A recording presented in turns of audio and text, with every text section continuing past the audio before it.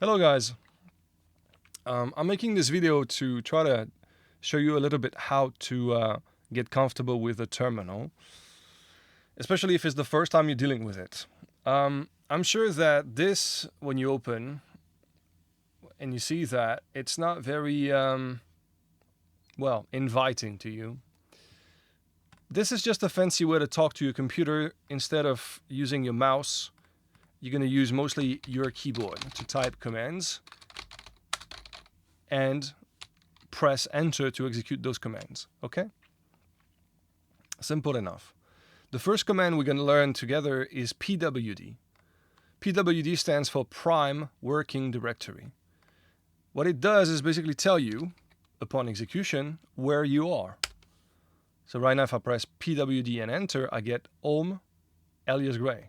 So I'm in my home. Fancy, fancy. If I want to change the location I'm at, I can do that with this command, cd. It needs a target. cd stands for change directory. Okay? So if I want to change the directory, I got to specify which one I want to go to. Let's say that I want to go to my C drive. I'm going to do cd.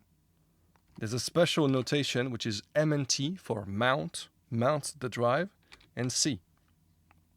If I press enter, I'm on my C drive. You'll notice that this has changed. This may not be the case for you. I may have changed that configuration myself. I don't remember. But if I press pwd, I see that it tells me that I'm indeed in C. So now from there, I can go on my desktop like I would normally do with Windows. So I'll be users, gray, and then desktop. And there I am. As you can see, we are on my desktop. What this means is that now I can operate on the desktop just like if I had directly control over here. It's the same exact thing, just a different interface. So what can I do? How about I create a directory? Okay. Now this can be done with this command right here. Make dir, that needs a name, and that will create a directory. Okay, so I'm on the desktop. Let's see. Make dir, how can we call that? Let's say test equal. Right? In 2 words, of course. And you'll note that I have joined that. What you want to avoid is white spaces. I'm going to get to covering that case if you have white spaces, but for now, please don't use them. If I press enter,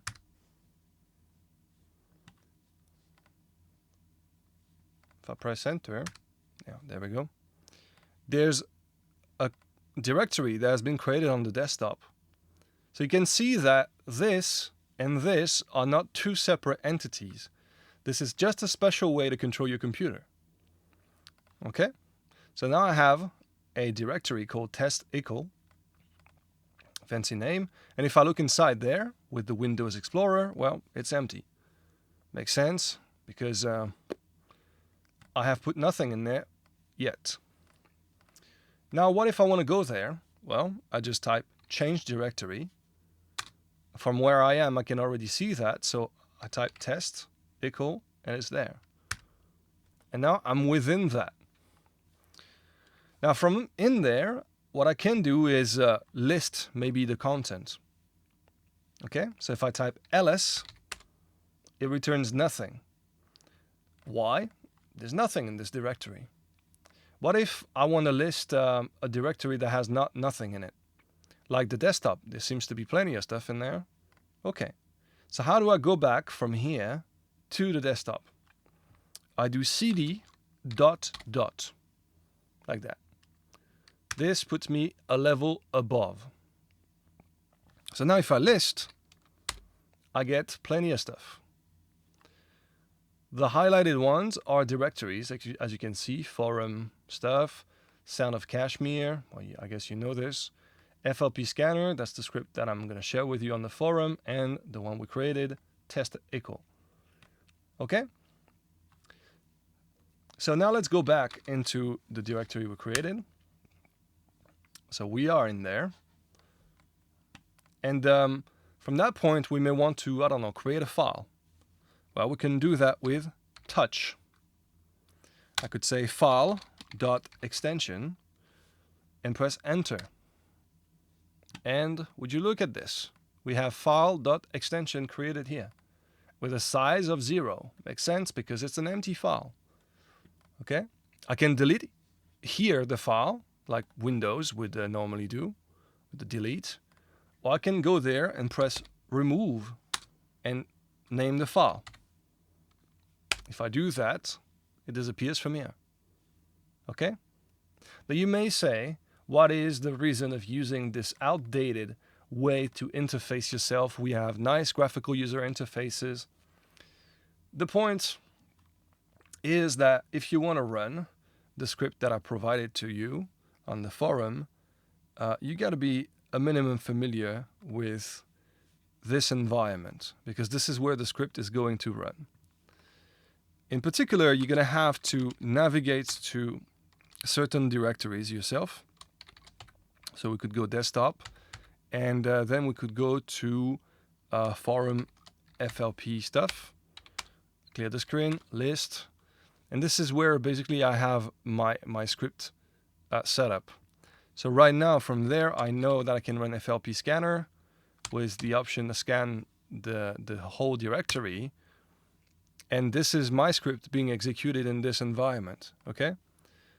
Then I press yes, it goes, scan some stuff, and it has output some file in the scan output.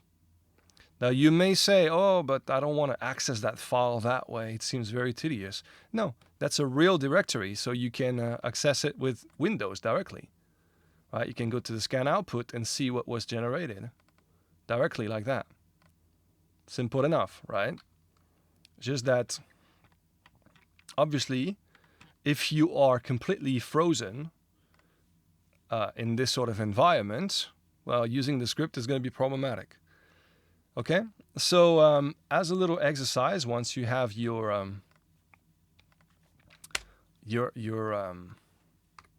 stuff set up, your WSL setup, what you could do is try maybe to navigate to your desktop like that.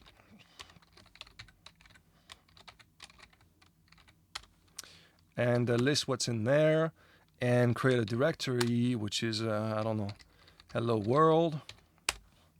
And go to that directory and list what's in there. There's nothing. I mean, it says that and that. There's a link to go one level above, and there's the current level.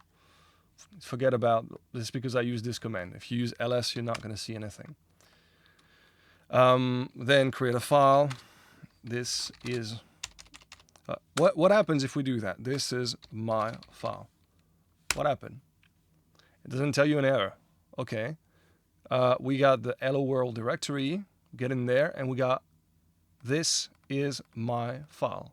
So instead of creating one file with this is my file name, it has created 1, 2, 3, 4 files with those names. So we may remove them. There we go. Don't worry about that. Please don't do that yourself because it's remove all. So you don't want to do that. So what happens if we want to create something with a space in it? Well, I just have to quote it. I just have to say touch, quote, this is a file .txt, end quote. And now, ta-da, I got a file which is written, this is a file .txt. Okay? So if you know you're using spaces, you got to quote the whole thing. If you're not using spaces, like that, then there's no need to quote anything. All right, simple enough. Okay? Do that and then remove one file at a time, like that.